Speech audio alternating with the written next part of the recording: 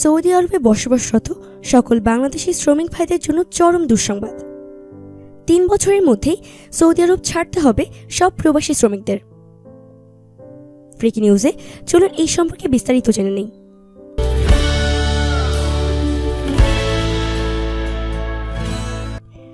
তিন বছরের মধ্যেই সৌদি আরব ছাড়তে হবে সব প্রবাসী শ্রমিকদের।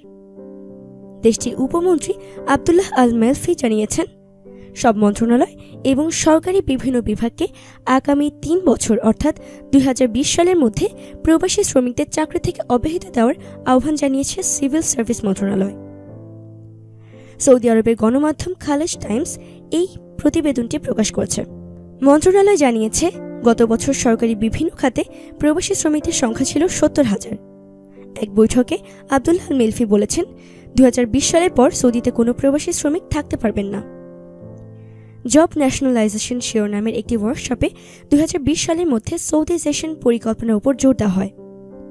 সেখানেই এক বৈঠকে এসব কথা জানান আব্দুল্লাহ আল মেলফি।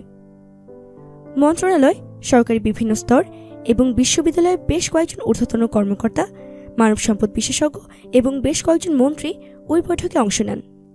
মেলফি বলেন, সৌদির ন্যাশনাল ট্রান্সফরমেশন প্রোগ্রাম 2020 এবং কিংডমস ভিশন 2030 এর একটি গুরুত্বপূর্ণ বিষয় হচ্ছে সরকারি চাকরির সম্পূর্ণ জাতীয়করণ।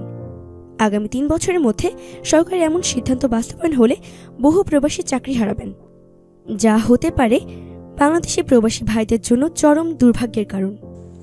এতক্ষণ আমাদের সাথে থাকার জন্য ধন্যবাদ। আমাদের পরবর্তী আপডেট পেতে ব্রেকিং নিউজ চ্যানেলটি সাবস্ক্রাইব করে আমাদের সাথেই থাকুন।